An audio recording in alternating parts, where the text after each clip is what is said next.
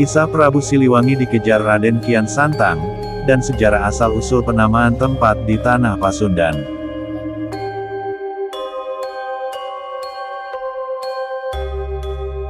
Sahabat, Sri Baduga Maharaja atau biasa kita kenal sebagai Prabu Siliwangi merupakan raja kerajaan Pajajaran yang cukup dikenal oleh masyarakat Sunda.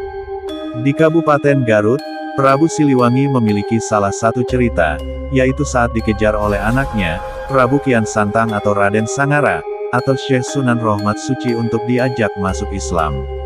Cerita pengejaran tersebut oleh seorang penyanyi pop Sunda, Yayan Jatnika dijadikan sebuah lagu dengan judul Sancang.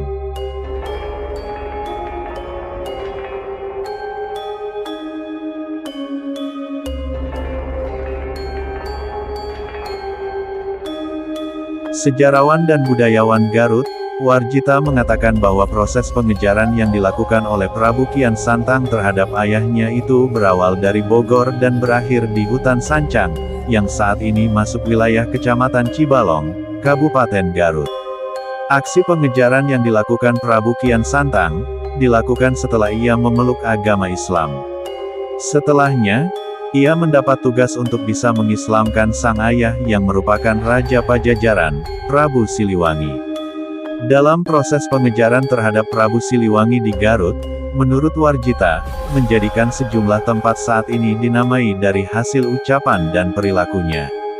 Hingga saat ini, nama-nama tersebut masih digunakan. Jadi Prabu Siliwangi ini menurut cerita, saat akan diislamkan lari ke arah timur dan sampai di Garut. Di salah satu tempat yang mengarah ke selatan Garut, Prabu Siliwangi beristirahat dan bersanding bersama pengikutnya.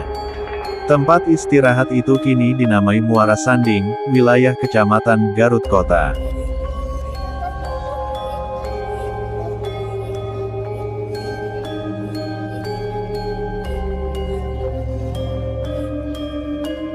Setelah merasa cukup beristirahat, Prabu Siliwangi mengetahui anaknya akan segera sampai menyusul. Karena tidak ingin tersusul, Prabu Siliwangi bersama pengikutnya kemudian melakukan perjalanan bawah tanah, atau dikenal dengan istilah, nerus bumi, agar tidak ketahuian Prabu Kian Santang. Proses nerus bumi itu, menurut Warjita dilakukan sampai ke salah satu wilayah yang saat ini masuk Kecamatan Cilawu, Munjul. Nama Munjul ini berasal dari kata muncul. Jadi saat nerus bumi munculnya di daerah Munjul sekarang. Setelah itu, Prabu Siliwangi dan pengikutnya melakukan perjalanan biasa sampai ke wilayah yang saat ini masuk Kecamatan Bayongbong. Di lokasi tersebut, sang pengikut merasakan ngantuk yang luar biasa sampai tertidur.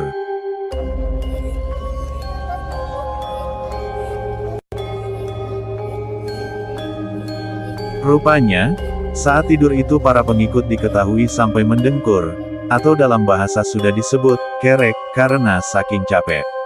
Prabu Siliwangi yang mengetahui tersebut kemudian mengucapkan, "Naha pada kerek. Kenapa pada mendengkur?" Lokasi tersebut, saat ini diketahui bernama Padarek yang berasal dari ucapan, pada kerek.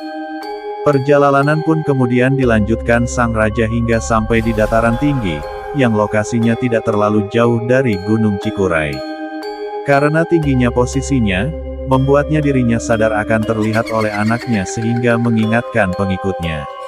"Awas," bisik Tembong atau hati-hati terlihat oleh Prabu Kian Santang.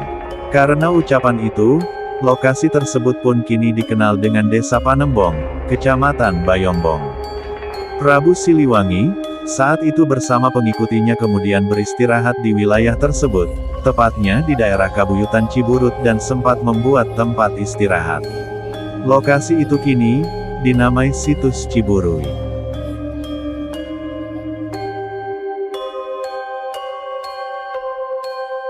Di Situs Ciburuy, semua benda pusaka termasuk naskah kuno hingga saat ini masih ada.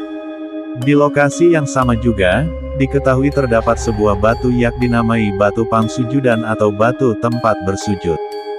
Batu itu digunakan Prabu Siliwangi untuk bersemedi sebelum anaknya datang. Dan ketika Prabu Kian Santang sampai di Situs Ciburuy, oleh beliau digunakan untuk bersujud. Saat Prabu Kian Santang menggunakan batu tersebut untuk bersujud, Prabu Siliwangi diketahui sudah bergerak jauh mengarah ke selatan Garut. Saat ini, situs Kabuyutan merupakan keberlangsungan budaya yang di sana terdapat 4 peninggalan budaya, mulai prasejarah, Hindu, Islam, dan kolonial. Bukti adanya peninggalan prasejarah adalah karena adanya punden. Untuk masa Hindu, di sana terdapat pertapaan dan juga naskah kuno. Masa Islamnya ada naskah juga, kemudian ada tongkat buat melaksanakan salat Jumat. Untuk masa kolonialnya ada peninggalan cupu manik dan keramik-keramik, jelasnya. Kembali ke cerita Prabu Siliwangi yang terus bergerak. Warjita menyebut bahwa perjalanannya terus dilakukan Prabu Siliwangi dan pengikutnya sampai ke wilayah Sancang, yang saat ini masuk wilayah Kecamatan Cibalong, Kabupaten Garut. Kawasan Sancang dulunya merupakan kerajaan yang dipimpin oleh Raja Lewa Dewata. Raja Lewa Dewata diketahui merupakan sahabat karib dari Prabu Siliwangi.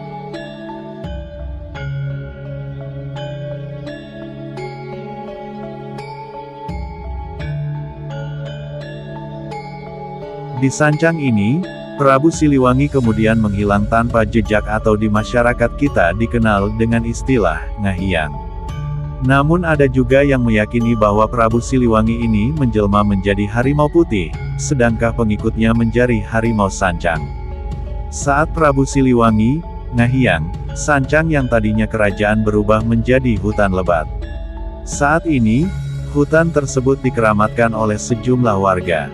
Selain lokasinya, ada juga tanaman kayu yang diyakini memiliki kekuatan magis, yaitu kayu kaboa.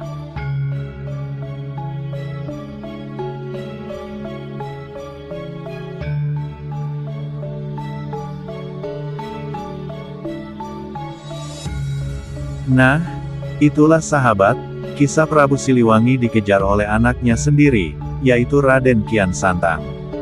Konon, sebelum Ngahiang, Prabu Siliwangi mengucapkan kata-kata terakhir untuk rakyatnya, yang ikut dan yang tidak ikut.